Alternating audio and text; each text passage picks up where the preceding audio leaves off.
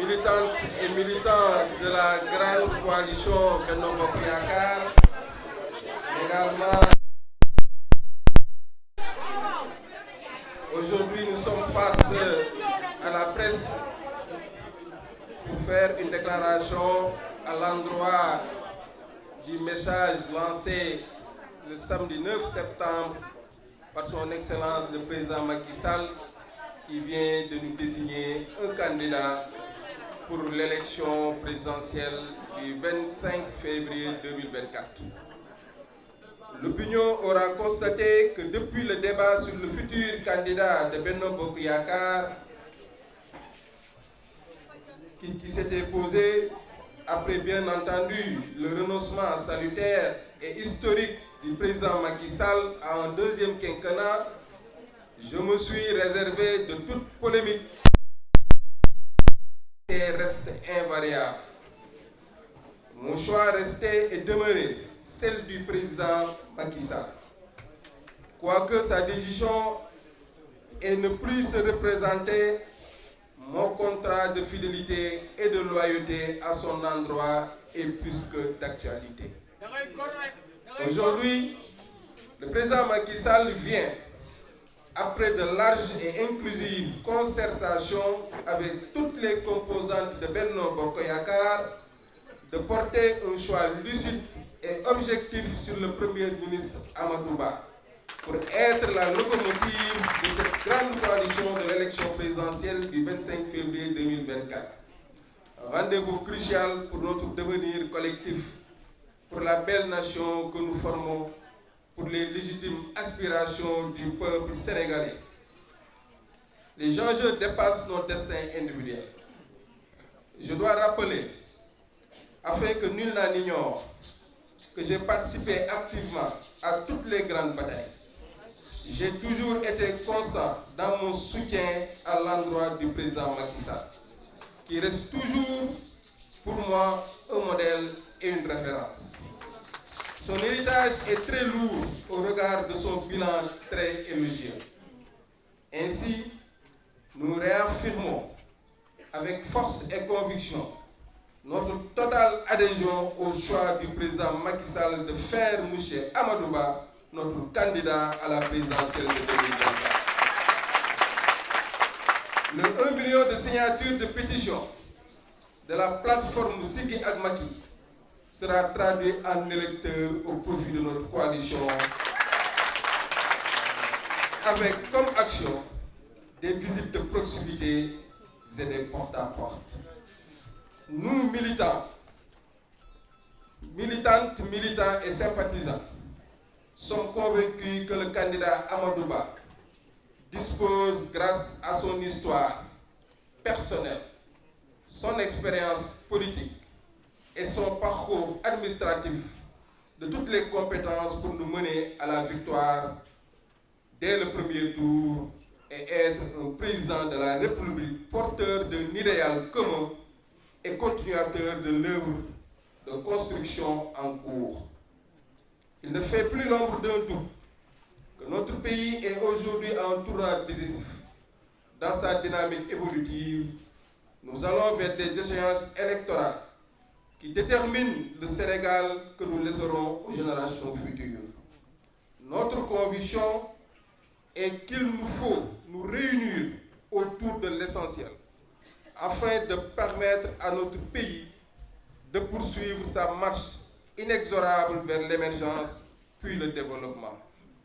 Il nous faut saluer la décision du président Macky Sall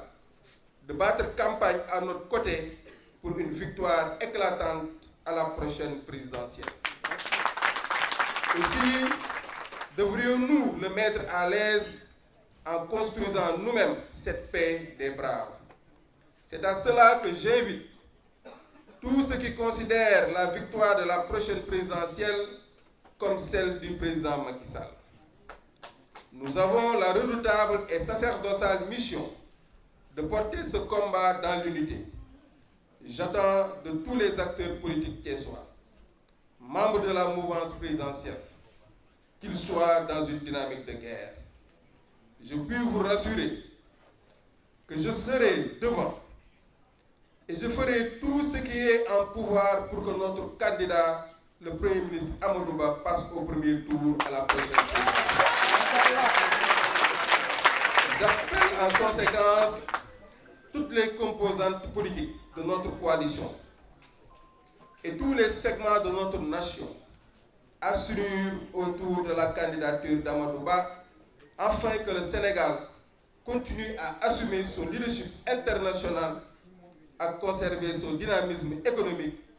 et à préserver son modèle socio-culturel cité en référence. Le président Macky Sall, en 12 ans de magistère, a semé des graines de l'espoir et du progrès dans les sillons de notre belle aventure collective. Notre candidat Amadou Ba en ouvrira certainement d'autres dans sa noble quête du bien-être du peuple sénégalais, sa posture républicaine, sa trajectoire, sa personnalité rassurante et son expérience fondent nos espoirs, sans doute, ceux de millions de Sénégalais attachés aux valeurs de la République. Je vous remercie. Vive le Sénégal, vive la République. Assalamu alaikum. Mbokk yi, sama frères et sœurs militants de la grande majorité présidentielle Benno Bokk Yaakaar, maa ngi nuyu ñëpp ku nekk sa tur ak sa sant di rafetlu nag forte mobilisation bi nga xamante ni def ngeen ko ñëw tey ñu war a jàkkaarloog askan bi wax si choix bi nga xamante ni son excellence de président Macky Sall bi nga xam ni moom mooy le président de la coalition Benno Bokk Yaakaar joxe choix am si le prochain candidat de notre coalition lors des élections du 25 février 2024. ñëpp xam nañ ni président Macky Sall dafa renoncé woon ne du dem def deuxième quinquennat te yoon mayoon na ko ko, askan bi également mayoon na ko ko, ndax kenn naatablewul ne Abdoulaye Dièye ak sa plateforme Siggi ak Macky defoon na pétition lancée des signatures pour que askan bi wax ni ba xam bëgg nañ président continuer wala déet. jàpp naa ni tey posture boobu président Macky Sall am ba tey dëkk bi dal, dëkk bi nekk ci jàmm, moo tax ma ni man sama gëm-gëm moo doon président rek moom la ñuy topp. choix am mooy suñu choix, bëgg-bëggam mooy suñu bëgg-bëgg, ndax ñépp xam nañ ni lu bu ñuy wax loyauté, engagement, fidélité ak dynamisme am na ci ñun, am na ci bépp responsable bu nga xamante ni toog na fii bokk Benno Bokk Yaakaar ànd ak son excellence le président Macky Sall. loolu tey jotaay bi la koy wone, ndax jotaay bi jàpp naa ni képp kuy membre de la majorité présidentielle ñëw nga répondre à ce communiqué. day wane ni Thiès, la coalition Benno Bokk Yaakaar est bien représentée, ndax ñu toog fii yëpp benn gëm-gëm la ñu am, benn vision la ñu am, mooy accompagner la vision de son excellence le président Macky Sall. ñëpp nag am nañ li ñuy wax discipline de parti, ndax bi président Macky Sall tànnee ñun ñëpp dañoo ànd si tànn bi nga xamante ni ba ma ko doon def aussi def na ko dans les règles de l'art, ndax tëbul rek joxe candidat, ndax ku xam président Macky Sall xam nga c'est un démocrate, c'est un républicain, mais également nit koo xam lu muy def da ciy boole ñëpp, day def une démarche inclusive. donc nag loolu mu def toog ay semaines pour xool kan mooy le meilleur profil pour la continuité de l'émergence. Sunu doyen Brin wax na ko sànq, dafa am 4 points yoo xamante ni moom la ñu tànnee candidat bi te man mii di président Abdoulaye Dièye directeur général de l'AIBD li ma si gën a jàpp mooy la continuité du plan Sénégal émergent. parce que ñun nag président Macky Sall dañ ko ak programme bi ñu gis li mu réalisé mu nekk lu am solo, sur le plan international kenn mënatul wax leadership te doo citer son excellence le président Macky Sall muy référence si ñun tey amuñu kenn koo xamante ni moom la ñu war a xool ci exemple sur le plan international sur le plan national ku dul son excellence le président Macky Sall donc nag di wax ni tànn bii mu tànn def na ko ci xel mu dal mais également def na ko ci yaatal ba tax tey mu jël décision tànn le premier ministre Amadou Ba pour mu mën a jiite suñu coalition Benno Bokk Yaakaar pour ñu dem gagner les élections de 2024 tànn boobu nag laa wax ni ñun kenn duñ ci jiitu kenn du jiitu ci liggéey bi nag du dara lu dul booloo d'abord ndax booloo mooy doole. J'appelle à l'unité à tous ceux qui se réclament un jour que Macky Sall a été ton président de la République képp koo xamante ni jàpp nga ni Macky Sall nga gëm tey bu tànnee ni ñëpp ñëw ñu àndandoo booloo accompagner ki nga xamante ni moom lañu jiital ndax nag c'est l'heure des grands ensembles. La coalition Benno Bokk Yaakaar moo nekk coalition bi nga xamante ni moo gën a yàgg ci coalition yi mës a am fii ci Sénégal yépp te nag du coalition boo xamante ni mës na ñàkk ay élections donc nag tey maa ngi lancer un appel à mes frères et sœurs de la coalition Benno Bokk Yaakaar Thiès parce que ñun nag bu ñuy wax Thiès moo tax mu ñuy wax ndax Thiès la ñu am Thiès la ñu gëm lépp lu ñu am Thiès lañu ko bëgg a indi. Le président Macky Sall a beaucoup fait pour Thiès def na ko ci ay doomu Thiès def na ko ci biir dëkk bi def na ko ci infrastructure def na ko ci santé def na ko ci éducation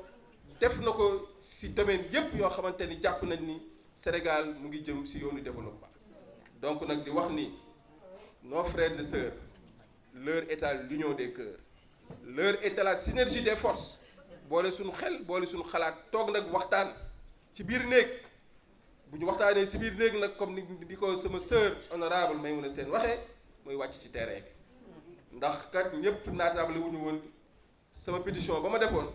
1 million de signatures bëgg naa ñu traduire ko en acte mu nekk ay électeurs yoo xamante ni on va gagner incha allah au premier tour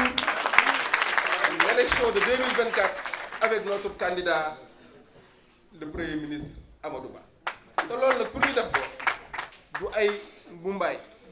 du ay xalaat yu bari parce que toog ci bureau yi di réunion je pense que ni li ko ëpp mooy wàcc ci terrain bi def ay porte-à-porte def ay visite de proximité sensibiliser jeunesse yi wax ak jigéen ñi parce que jàpp naa ni tey kenn mënul wax gagner élection fii ci Sénégal particulièrement fii ci Thiès te waxoo ak jigéen ñi moo tax maa ngi remercier bu baax cette forte présence des femmes yi nga xamante ni li leen ñor mooy développement te nag jigéen lu mu ànd jàpp naa ni loolu day am ndam mais également di lancer un appel à la jeunesse de Benno Bokk Yaakaar des jeunes dévoués des jeunes engagés mais également des jeunes loyaux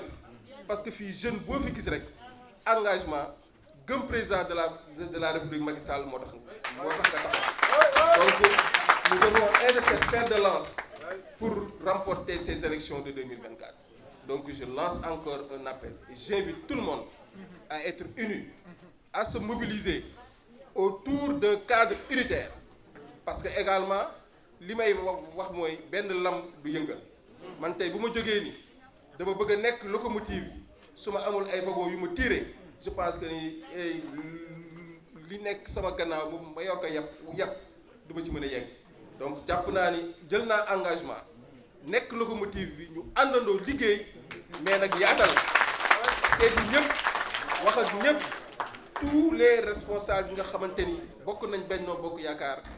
ñëw ñu taxaw autour d'un cadre def ay réflexion parce que mbir mi nag ay réflexion la teg ay stratégie yoo xamante ni moom la ñuy demee ci askan bi wax ak ñoom ndax nag ñëpp xam nañ ni élection yi du nekk élection yi yoon ce sera un tournant décisif pour l'avenir de notre pays ndaxte président Macky Sall liggéey na fi loo xamante ni waruñu ko bàyyi muy naxasaay jàpp naa ni candidat bi nga xamante ni tey moom lañ fi teg di premier ministre Amadou Ba jàpp naa ni bu dee 80% président Macky Sall liggéeyal na ko ba pare donc nag tey moom dafa ñëw pour la continuité mais également dafa ñëw pour renforcer liggéey bi nga xamante ni moom la président Macky Sall teg jàpp nañ ni si xarañteem si expérience am ci poste yi nga xamante ni occupé na ko fii ci Sénégal kenn naatablewul ni Amadou Ba war na répondre na critères yooyu pour mën a yeggale liggéey bi nga xamante ni moom le président Macky Sall sumb. Donc ñun waa Thiès nous les responsables de la coalition Benno Bokk Yaakaar du ma wax sax responsable je dirais militante et militant parce que ñun ñëpp benn cause la ñu am mooy aller à l'assaut de la présidentielle de 2024 mooy gagné ko au premier tour et jàpp naa ne bu ñu àndoo booloo liggéey gëm li ñuy gëm dinañ dem gagné élection yi au premier tour teg ko ci loxo nag son excellence le président Macky Sall ndax tey choix am moo tax ñu toog fii bu deful woon choix fii ñu toog duñ fi toog ndax ñun moom rek la ñuy topp. donc maa ngi ñaan ñi nga xamante ni ñoo yàgg ànd ak man ma xam leen ci xarañte xam leen ci liggéey sur le terrain muy le mouvement Siggi Jotna jàpp naa ni ñoom kenn du leen ci mën kenn du leen ci jiitu mais nag tey on parle de la grande mouvance présidentielle élargie donc travaillons dans l'unité jàppoo dooloo parce que kat lu kenn mën ñaar moo ko dàq parce que tey bu ngeen gisee ñi toog fii ñëpp ku ci nekk la nga mën a mobiliser la nga mën a indi buñ ko xeeb donc tey jàpp naa ni booloo am na déggoo am na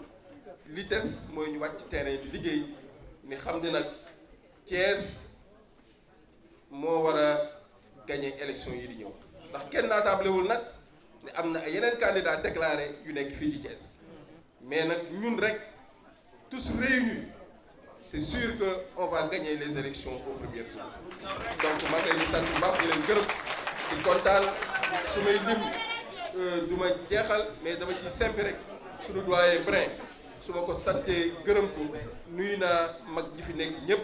bu ma jëlee Adja Marème Diop Sylla nuyu naa jigéen ñi fi nekk ñëpp su ma jëlee Farba nuyu naa jeunes yi fi nekk ñëpp mais nag berel na yow spécialement les femmes jàmbaar madame Si Aminata Gueye bi nga xamante ni tey jàmbaar la elle a fait une forte mobilisation pour que bis bi mën a sotti maa ngi sant ñëpp di gërëm ñëpp